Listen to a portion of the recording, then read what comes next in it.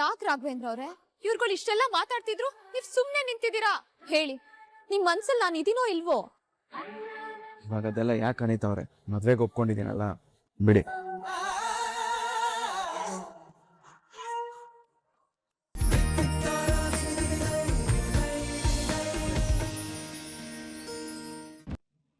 ಜಾನ್ಸಿ, ನೀನ್ ಆತ್ರ ಪಟ್ಟು ತಪ್ಪು ಮಾಡ್ದೆ ಅಂತ ನಂಗೆ ಅನ್ನಿಸ್ತಾ ಇದೆ ಅಮ್ಮ.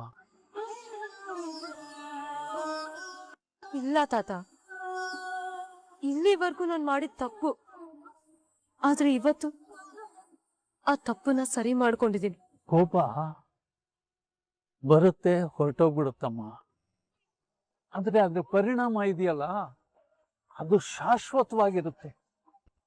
ಮಾತುಗಳು ಬಾಯಿಂದ ಆಚೆ ಬರೋಕ್ ಮುಂಚೆ ನಾವು ಯೋಚನೆ ಮಾಡಬೇಕು, ಮನಸ್ಸಿನಲ್ಲೇ ತೂಕ ಹಾಕಬೇಕು. ದುಡುಕೋದ್ರಿಂದ ಯಾವ ಸಂಬಂಧನೂ ಉಳಿಯೋದಿಲ್ಲಮ್ಮ. ಮನುಷ್ಯತ್ವ, ಗೌರವ, ಪ್ರೀತಿ ಇಲ್ದೇ ಇರೋ ಸಂಬಂಧ ಇದ್ರೂ ಒಂದೇ, ಇಲ್ಲ ಅಂದ್ರೂ ಒಂದೇ ತಾತ. ಇಲ್ಲಮ್ಮ, ನೀನು ತಪ್ಪಾಗಿ ಅರ್ಥ ಮಾಡ್ಕೋತಾ ಇದ್ಯ. ನೋಡು, ಪ್ರತಿಯೊಬ್ಬರಿಗೂ ಒತ್ತಡದ ಪರಿಸ್ಥಿತಿ ಇರುತ್ತಮ್ಮ. ಅಂತ ಸಮಯದಲ್ಲಿ ನಾವು ತಾಳ್ಮೆಯಿಂದ ಬಿಹೇವ್ ಮಾಡಬೇಕು. ತಾಳ್ಮೆ ಇರಬೇಕು. ಆ ತಾಳ್ಮೆ ಇದ್ದಿದ್ದಕ್ಕೆ ತಾತ ನನ್ ವ್ಯಕ್ತಿತ್ವನ ಬದಲಾಯಿಸ್ಕೊಂಡು ನಾನು ಇಲ್ಲಿವರೆಗೂ ಬದುಕಿದ್ದು. ಆದ್ರೆ ಅದ್ರಿಂದ ನನಗ್ ಸಿಕ್ಕಿದ್ದು ಬರೀ ನೋವು, ನಿರಾಸೆ, ಅವಮಾನ. ಇರ್ಬೋದಮ್ಮ, ಆದ್ರೆ ರಾಘು ಒಳ್ಳೆ ಮನುಷ್ಯ, ಒಳ್ಳೆ ವ್ಯಕ್ತಿನಮ್ಮ. ಕೆಲ್ಸಕ್ ಬಾರ್ದೇ ಇರೋ ಒಳ್ಳೆತನ ಇದ್ರೆ ಎಷ್ಟು, ಬಿಟ್ರೆ ಎಷ್ಟು. ಯಾವ್ದೇ ವ್ಯಕ್ತಿ ಆಗ್ಲಿ ಮಾತಾಡೋ ಟೈಮಲ್ಲಿ ಮಾತಾಡದೆ ಹೋದ್ರೆ ಅದ್ರಿಂದ ಆಗೋ ಅನಾಹುತ ದೊಡ್ಡದಾಗೆ ಇರುತ್ತೆ ತಾತ.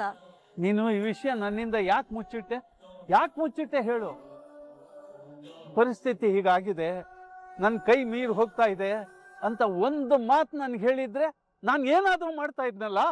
ನನಗೆ ನಿಮ್ ಸಂತೋಷ ಮುಖ್ಯ ತಾತ. ಅದೇನೇ ಆದ್ರೂ ನಿಮ್ ಮನ್ಸಿಗೆ ನೋವು ಕೊಡೋದಕ್ಕೆ ನನ್ ಮನ್ಸು ಒಪ್ಲಿಲ್ಲ. ಅಲ್ಲಮ್ಮ, ಹಾಗನ್ಬಿಟ್ಟು ನೀನು ಒಬ್ಳೆ ನೋವು ಅನುಭವಿಸೋದು ಸರಿನಾ? ನಾಳೆ ಸರಿ ಹೋಗುತ್ತೆ ಅನ್ನೋ ಭರವಸೆ ಇವತ್ತಿನ ಕಷ್ಟಕ್ಕೆ ಮೆಡಿಸನ್ ಅಲ್ವಾ ತಾತ? ಅದು ನೋವನ್ ಕಡಿಮೆ ಮಾಡುತ್ತೆ ಅನ್ನೋ ಭರವಸೆಲಿ ನಾನು ಬದುಕ್ತಿದ್ದೆ. ಆದ್ರಿಂದ ಯಾವ ಪ್ರಯೋಜನನೂ ಇಲ್ಲ ತಾತ. ನಾನು ಮನ್ಸ್ ಹೇಳ್ದಾಗೆ ಕೇಳು ಅಂತ ಹೇಳ್ದೆ, ಅವನು ಕೊಟ್ಟ ಮಾತೆ ಮುಖ್ಯ ಅಂದ. ನಾನು ನಮ್ ಪ್ರೀತಿ ಮುಖ್ಯ ಅಂತ ಹೇಳ್ದೆ, ಆದ್ರೆ ಅವನು ನನ್ ಕುಟುಂಬನೇ ಮುಖ್ಯ ಅಂತ ಹೇಳ್ದ. ನನ್ ಸಂತೋಷ ಅಂದ್ರೆ ಅವನು ಮಮತೆ ಅಂದ. ನಾನ್ 3 ಗಂಟು ಅಂದೆ, ಆದ್ರೆ ಮನೆಯವರು ಅದು 100 ಜನದ ಮಧ್ಯೆ ನಡೆದ ನಾಟಕ ಅಂದ್ರು. ಅಂತ ಸಂಬಂಧ ಉಳಿಸ್ಕೊಳ್ಳೋ ಅವಶ್ಯಕತೆ ಇದೆಯಾ ತಾತ?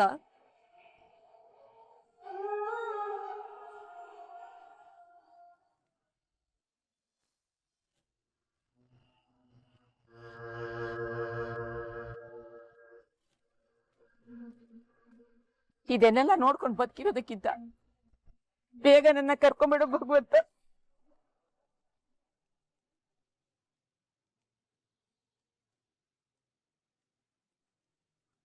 ಬಾವಾ, ನೀವ್ ಕುತ್ಕೊಳ್ಳಿ, ಸ್ವಲ್ಪ ದಿನ ಆದ್ರೆ ಎಲ್ಲ ಸರಿ ಹೋಗುತ್ತೆ. ಅಜ್ಜಿನೇ ಅವಳ ಪರವಾಗಿ ಮಾಡ್ಕೊಂಡು ನಮ್ ವಿರುದ್ಧ ಮಾತಾಡೋಕ್ ಮಾಡಿ ಹೋದ್ಲಲ್ಲ, ಎಷ್ಟು ಡೇಂಜರ್ ಇರ್ಬೇಕು ದೊಡ್ಡಪ್ಪ. ಅದಕ್ಕೆ ತಾನೇ ಅವಳು ಎಲಿಮಿನೇಷನ್ ಆಗಿದ್ದು. ಅಂತೂ ಇಂತೂ ನಮ್ಮ ಎಲ್ಲಾ ಸಮಸ್ಯೆಗಳಿಗೆ ಮುಕ್ತಿ ಬೆನ್ನೇರಿದ ಬೇತಾಳ ಬಿಟ್ಟು ಹೋಯ್ತಲ್ಲ ಅಂತ ಸಂತೋಷವಾಗಿ ಸೆಲೆಬ್ರೇಷನ್ ಮಾಡೋದು ಬಿಟ್ಟು ಅವಳ ವಿಚಾರ ಇವಾಗ ಯಾಕೆ?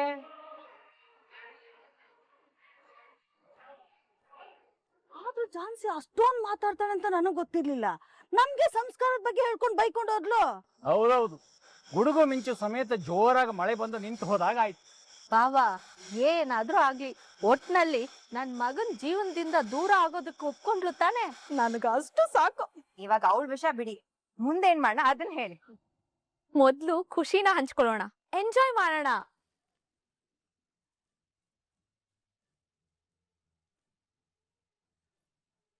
ಇವಳೊಬ್ಳು ಕಮ್ಮಿ ಇದ್ಲು. ತನ್ನ ಕಾಲಿನ ಮೇಲೆ ನಿಲ್ಲೋ ಹಾಗೆ ಮಾಡಿದಕ್ಕೆ ಮಾತಿನ ಮೇಲೆ ನಿಲ್ಲೋದನ್ನೇ ಮಾಡ್ತಿದ್ದಾಳೆ. ಏನು ಎಲ್ರು ಒಂಥರ ನಿರಾಳವಾಗಿ ನೆಮ್ಮದಿಯಾಗಿರಂಗಿದೆ? ಇಷ್ಟು ದಿನ ನಮ್ಮನ್ನೆಲ್ಲ ಕಾಡ್ತಿದ್ ಗ್ರಾಚಾರ ಮನೆ ಬಿಟ್ಟು ಹೋದ್ಮೇಲೆ ಹಾಗೆ ಇರ್ಬೇಕಲ್ವಾ ಅನಿತಾ? you're correct Pallavi. ನಾವ್ ಅನ್ಕೊಂಡಿದ್ದಾಗುತ್ತೆ ಅಂದ್ರೆ ಮನ್ಸಿಗೆ ತುಂಬಾ ಸಂತೋಷ ಆಗುತ್ತೆ ಅಲ್ವಾ?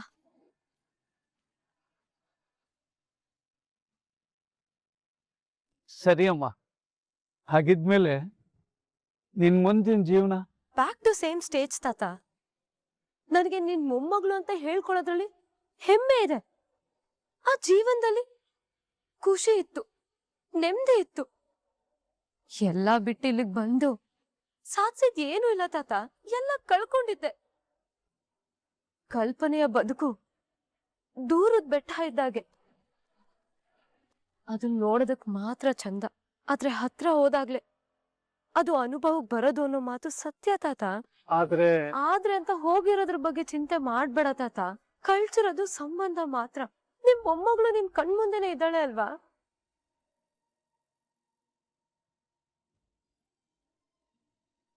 ನಿಂಗ್ ದುಃಖ ಆಗ್ತಾ ಇಲ್ವಾ ಮೊಮ್ಮಗಳೇ? ತಾತ, ನನಗೂ ಮನ್ಸಿದೆ, ಭಾವನೆಗಳಿದಾವೆ. ಅಂದ್ಮೇಲೆ ದುಃಖ ಆಗೋದ್ ಸಹಜ ಅಲ್ವಾ ತಾತ? ಹಾಗಂತ ಕಣ್ಣೀರಾಗ್ತಾ ಕೂತ್ರೆ ಮುರ್ದೋಗಿರೋ ಸಂಬಂಧನ ಸೇರ್ಸೋದಕ್ಕಾಗತ್ತಾ? ಇಲ್ಲ ತಾನೆ? ಅದು ಹಾಗಲ್ಲ ಮೊಮ್ಮಗಳೇ. ಮನಸ್ಸು ಬಿಸಿಲಿದ್ದಾಗ ಆಡೋ ಮಾತುಗಳು ತಂಪಾಗಿರ್ಬೇಕು. ಆಗ್ಲೇ ಮುಂದಿನ ದಾರಿನ ಸರಿಯಾದ ನಿರ್ಧಾರ ತಗೊಳ್ಳೋದಕ್ಕೆ ಸಾಧ್ಯ ಆಗೋದು. ಇನ್ನು ನಿರ್ಧಾರ ಬದ್ಲಾಗಲ್ಲ ತಾತ. ಅವ್ರ ಮನ್ಸನ್ನ ಬದಲಾಯಿಸೋಷ್ಟರಲ್ಲಿ ನಾನೇ ಬದ್ಲಾದೆ. ಅವ್ರು ಹಾಗೆ ಇದ್ದಾರೆ, ಮುಂದೆ ಕೂಡ ಹಾಗೆ ಇರ್ತಾರೆ. ಅವ್ರು ನನ್ ಬದಲಾವಣೆಗೆ ಬೆಲೆ ಕೊಡ್ಲಿಲ್ಲ ಅಂದ್ಮೇಲೆ ನನ್ ನೆಲೆ ಇರೋದಕ್ಕೆ ಅವಕಾಶ ಕೊಡ್ತಾರ ತಾತ. ಆದ್ರೆ ಒಂದೇ ಒಂದ್ ಸಂತೋಷ ಮತ್ತೆ ಸಮಾಧಾನ ಏನ್ ಗೊತ್ತಾ ತಾತ? ನೀನ್ ಯಾವಾಗ್ಲೂ ನನ್ ಮೊಮ್ಮಗಳ ಮದ್ವೆನ ಕಣ್ಣಾರೆ ನೋಡ್ಬೇಕು ಅಂತ ಆಸೆ ಪಡ್ತಿದ್ದೆ. ಆ ಒಂದ್ ಆಸೆ ಈಡೇರ್ತು ಅಲ್ವಾ? ಈ ಜೀವನಕ್ಕೆ ಅಷ್ಟು ಸಾಕು ತಾತ, ಅಷ್ಟು ಸಾಕು.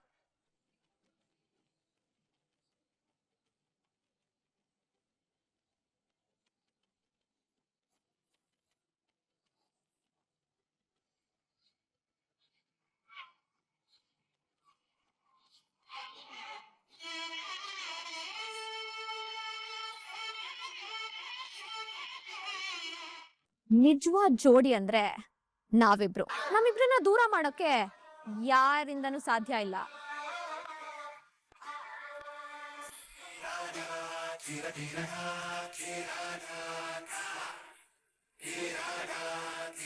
Super super Anita, super. ನೀನು ಕಂಗ್ರ್ಯಾಚುಲೇಷನ್ಸ್. ನೀನ್ ಹೇಳ್ದಾಗೆ ನೀನ್ ಗೆದ್ದಿದ್ಯಾ. ಅದು ಅಂತಿಂತ ಗೆಲುವು ಅಲ್ಲ, ಅದಕ್ಕಾದ್ರೂ ನಿನ್ನ ಅಪ್ರಿಶಿಯೇಟ್ ಮಾಡ್ಲೇಬೇಕು. ಅಂತೂ ಕೊನೆಗೂ ನನ್ ಗೆಲುವಿನ ಒಪ್ಕೊಂಡ್ರಲ್ಲ. ನಿಮಗ್ ನಾನ್ ಏನು ಅನ್ನೋದು ಚೆನ್ನಾಗ್ ಅರ್ಥ ಆಗಿರ್ಬೇಕಲ್ವಾ? ಹೌದು, ತುಂಬಾ ತುಂಬಾ ಚೆನ್ನಾಗ್ ಅರ್ಥ ಆಗಿದೆ ಅನಿತಾ. ನೀನು ಗೆಲ್ಲೋದಕ್ಕೆ ಏನು ಬೇಕಾದ್ರೂ ಮಾಡ್ತೀಯ, ಎಷ್ಟು ಕೀಳು ಮಟ್ಟಕ್ ಬೇಕಾದ್ರೂ ಹೋಗ್ತೀಯಾ ಅಂತ. ಯಾರನ್ ಬೇಕಾದ್ರೂ ಯೂಸ್ ಮಾಡ್ಕೊಳ್ತೀಯ ಅಂತ ನನಗ್ ತುಂಬಾ ಚೆನ್ನಾಗ್ ಅರ್ಥ ಆಯ್ತು. ನಿಜವಾಗ್ಲೂ ಆ ಗೆಲುವು ನಿಂದ, ಖಂಡಿತ ಅಲ್ಲ. ಯಾವ್ದೋ ಕಾರಣ ಇಟ್ಕೊಂಡು ರಾಘು ಮನೆಯವ್ರನ್ನ ಅಡ್ಡ ಇಟ್ಕೊಂಡು ತಾನೆ ನಿನ್ ಗೆಲುವನ್ನ ನೀನ್ ಪಡ್ಕೊಂಡಿರೋದು. ಯಾರ್ ಗೆದ್ರು ಅನ್ನೋದ್ ಮುಖ್ಯನೇ ಹೊರತು ಹೇಗ್ ಗೆದ್ರು ಅನ್ನೋದ್ ಮುಖ್ಯ ಅಲ್ಲ. ನ್ಯಾಯ ಧರ್ಮದ ದಾರಿಲಿ ನಡೆಯೋಕ್ ಆಗದೆ ಇರೋರೆ ಹೀಗ್ ಮಾತಾಡೋದು. ನೀನ್ ಚಾಲೆಂಜ್ ಮಾಡ್ದಾಗೆ ನೀನೊಬ್ಳೆ ಹೋರಾಡಿ ಗೆದ್ದಿದ್ರೆ ಈ ಗೆಲುವನ್ನ ನಿಂದು ಅಂತ ಹೇಳ್ಬೋದಿತ್ತು. ಆದ್ರೆ ನೀನು ಸೈಕಲ್ ರೇಸಲ್ಲಿ ಗೆಲ್ಲೋದಕ್ಕೆ ಬೇರೆಯವ್ರನ್ನ ಅಡ್ಡ ಬಿಟ್ಟೆ ನೋಡು, ಅವಾಗ್ಲೇ ಅರ್ಥ ಆಗೋಯ್ತು ನೀನ್ ಏನು ಎಂತವಳು ಅಂತ. ಆದ್ರೂ ನೀನು ನೇರವಾಗಿ ಗೆಲ್ಲೋದಿಕ್ಕಾಗ್ಲಿಲ್ಲ ಅಂತ ಇನ್ನೊಬ್ರು ಜೀವನನ ಮುಂದೆ ಇಟ್ಟು ನಿನ್ ಗೆಲುವನ್ನ ಕಿತ್ಕೊಂಡಿದ್ಯಾ. ನಾನ್ ಯಾವ್ ದಾರಿಲ್ ಹೋಗ್ತೀನಿ ಅನ್ನೋದ್ ಮುಖ್ಯ ಅಲ್ಲ, ನಾನ್ ಅನ್ಕೊಂಡಿದ್ ಗುರಿನ ಮುಟ್ಟೋದ ಅಷ್ಟೇ ನನಗ್ ಮುಖ್ಯ. ಅಂದ್ರೆ ನೀನು ನ್ಯಾಯವಾದ ದಾರಿಲಿ ಹೋಗ್ಲೇ ಇಲ್ಲ, ಬರೀ ಅಡ್ದಾರಿನೇ ಹಿಡಿಯೋದು ಅಂತ ಒಪ್ಕೊಳ್ತಾ ಇದ್ಯಾ. ಕೈಯಲ್ಲಿ ಆಗದೆ ಇರೋರು ಮೈ ಪರ್ಚ್ಕೊಂಡ್ರು ಅನ್ನೋ ಹಾಗೆ ಇದೆಲ್ಲ ಹೇಳೋದು ಗೆಲ್ಲೋಕ್ ಆಗದೆ ಇರೋರು. ನೋಡಿ ಅನಿತಾ ಅವ್ರೆ, ಪ್ರತಿಯೊಬ್ಬ ಮನುಷ್ಯನಿಗೂ ತನ್ನ ಜೀವನದಲ್ಲಿ ಧರ್ಮ ಅಧರ್ಮ ಅಂತ ಎರಡು ದಾರಿ ಇರುತ್ತೆ. ಮಹಾಭಾರತದಲ್ಲಿ ಪಾಂಡವರು ಆಯ್ಕೆ ಮಾಡಿದ್ದು ಧರ್ಮನ, ಕೌರವರು ಆಯ್ಕೆ ಮಾಡಿದ್ದು ಅಧರ್ಮನ. ಅಧರ್ಮದ ದಾರಿನ ಆಯ್ಕೆ ಮಾಡಿದ ದುರ್ಯೋಧನ ಮೊದಲಿಗೆ ಗೆಲ್ತಾ ಹೋದ, ಅಟ್ಟಹಾಸದಲ್ಲಿ ಮೆರೆದ. ಆದ್ರೆ ಪಾಂಡವರು ಧರ್ಮದ ದಾರಿ ಹಿಡಿದ್ರು, ಅವ್ರಿಗೆ ನೋವು, ಕಷ್ಟ, ಸಂಕಟ, ಅವಮಾನಗಳನ್ನೇ ಎದುರ್ಸಂಗಾಯ್ತು. ಆದರೂ ಅವ್ರು ಧರ್ಮ ಬಿಡಲಿಲ್ಲ. ಕೊನೆಗೇನಾಯ್ತು? ಧರ್ಮ ಗೆಲ್ತು, ಅಧರ್ಮ ನಾಶ ಆಯ್ತು. ಎಲ್ಲ ಕಡೆನೂ ಅಷ್ಟೇ, ಕೊನೆ ಗೆಲ್ಲೋದು ಶಾಶ್ವತವಾಗಿ ಉಳಿಯೋದು ಧರ್ಮ ಮಾತ್ರ. ಆಯ್ತು ಅನಿತಾ, ನೀನೇ ಗೆದ್ದಿದ್ಯಾ ಅಂತ ಖುಷಿ ಪಡ್ತಾ ಇದ್ಯಾ? ನೀನೇ ರಾಗು ಕೈ ಹಿಡಿಯೋದು, ಅವ್ರ ಮನೆಗೆ ಸೊಸೆಯಾಗಿ ಹೋಗೋದು ಅಂತೆಲ್ಲ ಇಷ್ಟೆಲ್ಲ ಮಾತಾಡ್ತಿದ್ಯಲ್ಲ, ನೀನ್ ಯಾವತ್ತಾದ್ರೂ ರಾಗು ಮನ್ಸಲ್ಲಿ ನೀನ್ ಇದ್ಯಾ ಅನ್ನೋ ಪ್ರಶ್ನೆ ಕೇಳಿದ್ಯಾ?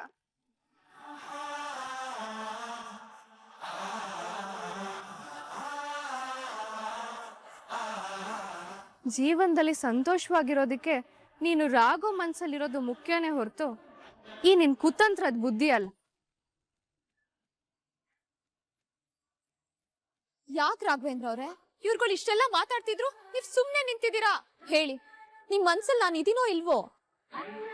ಇವಾಗ ಅದೆಲ್ಲ ಯಾಕೆ ಅನಿತವ್ರೆ? ಮದ್ವೆಗೆ ಒಪ್ಕೊಂಡಿದ್ದೀನಲ್ಲ, ಬಿಡಿ.